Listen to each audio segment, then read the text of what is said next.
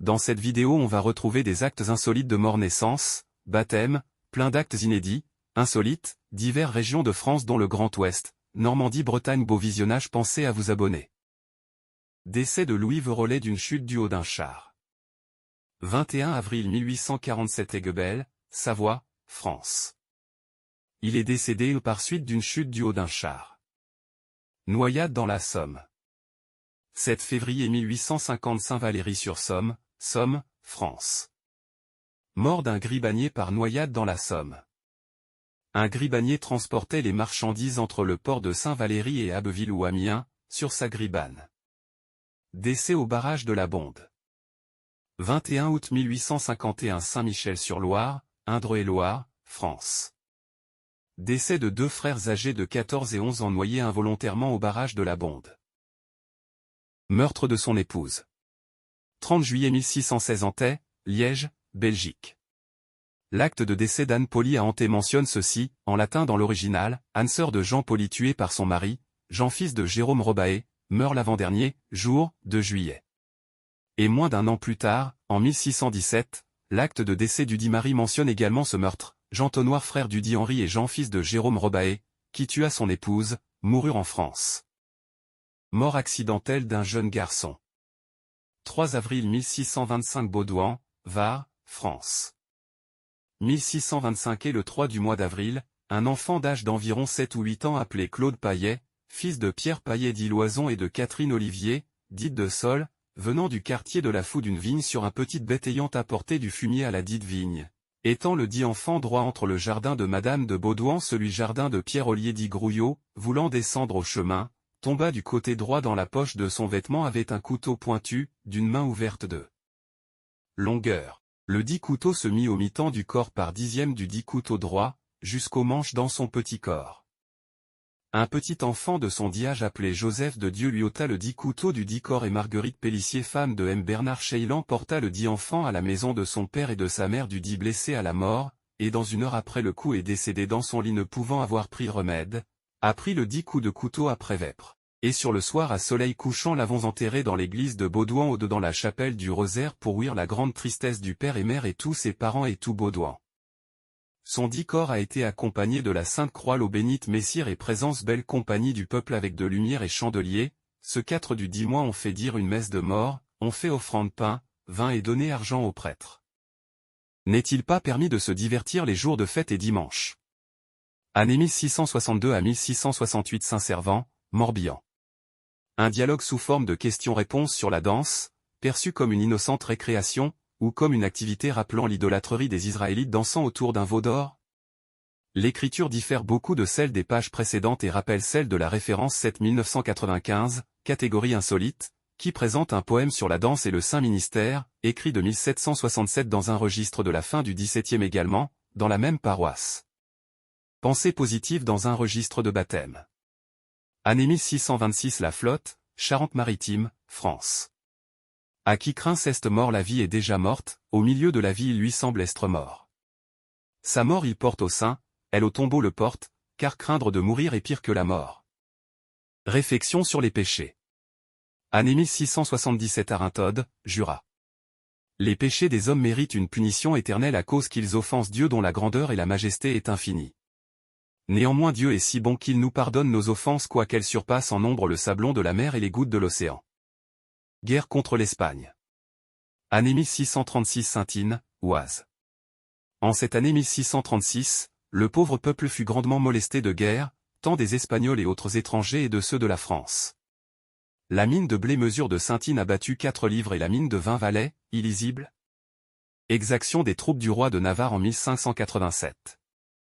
9 septembre 1587, 13 septembre 1587 Toulouse, Indre-et-Loire. Les huguenots des troupes du roi de Navarre arrivèrent le mercredi 9 de septembre 1587 et y furent jusqu'au dimanche en suivant, lesquels rompirent les imaiges et dépecèrent les chapes et firent grande pillerie en la paroisse et paroisse circonvoisine, volèrent le Plessis, le Chastelet, la Ripoldir, mirent le feu en la maison du Ponceau et en la grange du vicaire et firent beaucoup d'autres. Noyade de Jean le Sachet dans le puits de la Fosse. 25 février 1626 Artezé, Sarthe, France. Le 26e jour de février 1626 mourut Jean le Sachet, lequel se noya dedans le puits de la fosse, fut enterré au petit cimetière d'Artezé, présent Marin le Sachet, Mathurin le Sachet, Estienne Guillery, Julien Brun plusieurs autres, par moi Géant des prêtres sous-signés. Tous ceux dessus ont déclaré ne savoir signer. Décès de Marie Broyard écrasée par une charrette attelée de 6 bœufs. 19 septembre 1633 Le Guédéniot, Maine-et-Loire, France.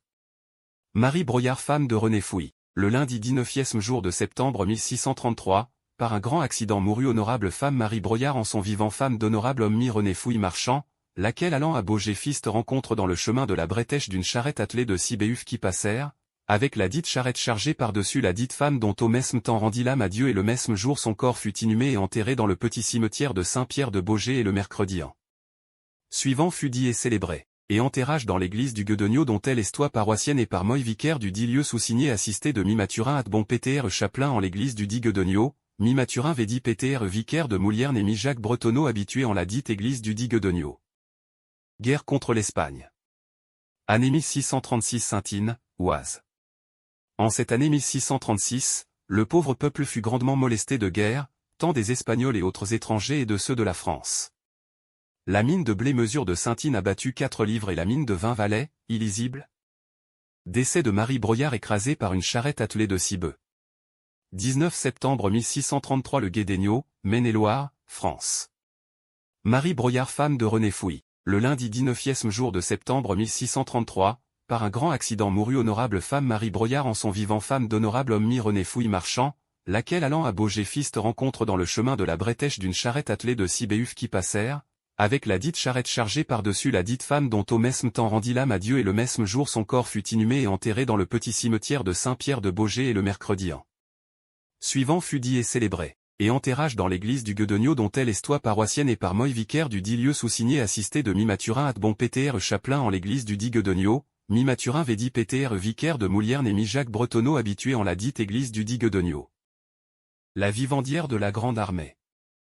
24 août 1842 Orléans, Loiret, France. La veuve Catelin, âgée de 76 ans, est présentée devant le tribunal correctionnel d'Orléans pour délit de mendicité. Elle conteste et invoque sa carrière militaire dans la Grande Armée, comme vivandière, ayant bien connu Napoléon qui l'appelait par son nom et à qui elle a servi la goutte plus de 20 fois. Le tribunal la condamne à 8 jours d'emprisonnement. Un homme de Verdun meurt en prison. 15 août 1789 Vaucouleurs, Meuse, France. Est décédé subitement dans les prisons de cette ville un homme qu'on nous a dit s'appeler Noël Descrocs natif de Verdun de la paroisse de Saint-Sauveur de la dite ville âgé d'environ 60 ans, inhumé le lendemain. P 191/201. Fusillé devant les portes de Vien. 2 mai 1800 Vien, Vaucluse, France. Fusillé le 2 Prairial en 8, devant les portes de Vien suite au jugement rendu par la commission militaire d'Avignon du 29 Floréal en 8 séante à Avignon nommé par ordre du général de division Ferrino, commandant la 7e division militaire, revêtu de pouvoirs extraordinaires dans les départements de Basse-Alpes, Vaucluse, la Drôme et l'Ardèche de la part du premier consul de la République. Brigand, déserteur ou pour éviter la réquisition, recherche d'un marin beau gosse. 26 juillet 1826 Rennes, Somme. Condamnation de Jean-Baptiste Labarthe à 4 ans d'emprisonnement pour attentat à la pudeur. 2 avril 1860 Vaucouleurs, Meuse, France. Extrait de la minute de la cour d'assises séant à Saint-Mihiel, annexé à l'acte de mariage de Joseph-Victor Labarthe, fils du surnommé, le 30 juillet 1861, le nommé Jean-Baptiste Labarthe 54 ans, né le 16 novembre 1809 à Vincey, 88, de Jean-Baptiste et de Christine Maillard, Manouèvre, domicilié à Vaucouleurs, marié et père de 5 enfants, a été condamné à la peine de 4 années d'emprisonnement et aux frais de son procès pour crime d'attentat à la pudeur sans violence sur la personne d'un enfant âgé de moins de 11 ans. Le maire de Cessenon-sur-Orbe est condamné pour avoir omis d'inscrire 22 décès et 50 naissances. Février 1897 Cessenon-sur-Orbe, Hérault, France. Le jugement est inscrit sur les registres paroissiaux de la commune. Défrichement du Poitou par des religieux du Limousin entre 1614 et 1666 année 1637 Nieul-Espoir, Vienne. En 1614 le roi donna aux frères religieux de Grandmont en Limousin la permission de s'établir dans plusieurs déserts du Poitou pour y défricher et essarter les terres. Le curé de Nieul-l'Espoir nomme les terrains défrichés et les différents événements suite à l'installation de 12 religieux du Limousin dans le Poitou, jusqu'à l'incendie du prieuré par négligence ou par malice le 13 juin 1666. Fougeot de Morale, curé de Saint-Hilaire-l'Abbaye, en appelle au conseil du roi quand le lieutenant criminel de la ville de Saumur décrète son ajournement personnel. Mai 1754 Saint-Hilaire-Saint-Florent, Saumur, Maine-et-Loire, France. Comme il est intéressant de transmettre à la postérité les événements qui se passent dans une paroisse, surtout s'il y est question de la gloire de Dieu et du bien de son Église, l'on scoira que le fin août de la présente année j ait été décrété par le seigneur Foulon lieutenant criminel de Saumur d'ajournement personnel pour le panégyrique de Saint-Pierre, par moy prononcé le 1 du mois de juin dernier, jour de la fête dans l'église du dit Saint-Pierre de Saumur, en présence d'un auditoire composé de plus de 3000 âmes, du nombre desquels le seigneur de Farché faisant les fonctions de procureur du roi n'a fait assigner et entendre contre moi que 3 lecs et une lingère nommée la Thibaut qui par l'esprit de parti auquel ils sont voués se sont imaginés m'avoir entendu énoncer des propositions déplacées et capables, rayées, de soulem, de soulever les esprits. Aussi le décret d'ajournement personnel du dit Sir Foulon a-t-il été cassé et annulé par arrest du conseil du roi Sa Majesté Y étant à Versailles en date du 30 mars 1754, signé Louis et plus bas Filippo, muni du grand et petit sceau de cire jaune, que j'ai fait signifier au seigneur Foulon le 21 mai suivant par Gilbert, huissier au Châtelet résident à Angers. Dieu soit loué du succès qu'il accorde à ceux qui n'ont pour objet que la défense de la vérité. Fougeot de Morale. Curé de Saint-Hilaire. Compte rendu de l'exécution de Robert-François Damien condamné pour tentative d'assassinat sur Louis XV. 28 mars 1757 Bessamorel, Haute-Loire, France. Le 28e mars 1757 Robert-François Damien fut exécuté à Paris. C'était un monstre qui avait osé attenter à la vie du roi. Il était né le 9e janvier 1715. Il était d'une famille pauvre et obscure née dans un village dans l'Artois. Ses mamelles, ses bras, ses cuisses, les gras de ses jambes furent tenaillés et par tous ces endroits où il fut tenaillé on jeta du plomb fondu, de l'huile bouillant, de la poix et fini avec de la cire et du soufre fondu ensemble. Ensuite ils furent tirés à 4 chevaux et écartelés. Ses membres jetés au feu et ses cendres au vent. 8 avril 1908 Alençon. Henri Cibois 24 ans, Charron. Assomme à coups de bâton puis poignarde à de multiples reprises la veuve Goupil, 72 ans, rentière à Tessé-la-Madeleine, dans la nuit du 03 au 4 décembre 1907, afin de lui dérober 700 francs, des bijoux et 3 bouteilles de champagne. Son complice Benjamin Saunier, 17 ans, bûcheron, est condamné à 20 ans de travaux forcés. Gracié le 11 août 1908. 28 décembre 1907, le crime de Tessé-la-Madeleine. Le service de la Sûreté Générale vient d'arrêter les auteurs du crime commis le 3 décembre dernier, au hameau de la Massue, commune de Tessé-la-Madeleine. Une rentière, la veuve Goupil, avait été trouvée assassinée à l'aide d'un instrument contendant, et la première enquête n'avait pu faire découvrir les coupables. Sur demande qui lui fut adressée par le juge d'instruction de Domfront, la Sûreté Générale envoya dans la région M. Otavi, commissaire spécial adjoint, attaché au contrôle général des recherches au ministère de l'Intérieur. À la suite organisée contre un certain nombre de vauriens demeurant dans les environs, on constata qu'un jeune homme de 17 ans, Benjamin Saulnier, habitant à Saint-Michel-en-Denne, sans moyen d'existence avouable, se livrait à de grandes dépenses. On apprit qu'un de ses camarades, Henri Cibois, jusqu'ici dénué de ressources, avait payé comptant une bicyclette de 200 fr. Arrêtés tous les deux et pressés de questions, ils avouèrent être les assassins de la veuve Goupil. La maîtresse de Saulnier, une nommée Toutani, a été également mise en état d'arrestation. Son amant avait déclaré que sur le produit du vol et sans lui en laisser ignorer la provenance, il lui avait remis une somme de 100 fr. Les 3 inculpés ont été écroués à la prison de Domfront. Une pièce saisie au cours des perquisitions, établit qu'ils ont agi avec préméditation. Cour d'assises de l'Orne à Alençon, le 8 avril 1908, Benjamin Saulnier a été condamné à 20 ans de travaux forcés, pour vol d'argent et bijoux et assassinat de la veuve Goupil à Tessé-la-Madeleine dans l'Orne le 3 décembre 1907. La victime qui connaissait le complice Henri Cibois les a laissés entrer pour leur offrir un verre. Ils se sont alors acharnés sur elle par des coups, puis l'ont assassiné à coups de couteau. Henri Cibois a été condamné à la peine de mort. Henri Cibois a été gracié le 11 août 1908. 7 avril 1909 Alençon. Alphonse Belot 29 ans, journalier. Tua Madame Veuve Chauveau, aveugle, le 6 janvier 1909 à Nocé pour la volée. Gracié le 26 juin 1909. Acte de décès contenant le plus grand nombre de défunts. 93 morts, lors du massacre du Fort Jean, Marseille, 18 Prairial 3, 6 juin 1795, AD 13 voir l'acte en ligne, lien cassé, registre des décès numéro 8 de 1795 page 52/189. 44 morts, par noyade à Briolet, Maine-et-Loire, 30 avril 1653 BMS 1618 à 1668 vue 39/263.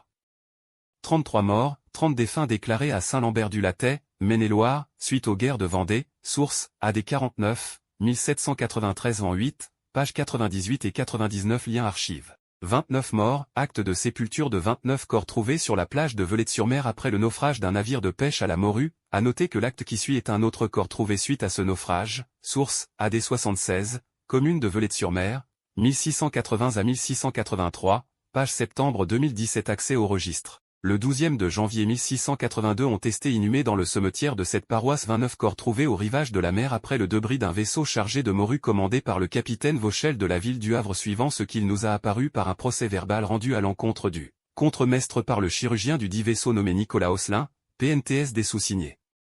Le tout exécuté après leur avoir trouvé des marques de religion ca. Romain. Voire plus.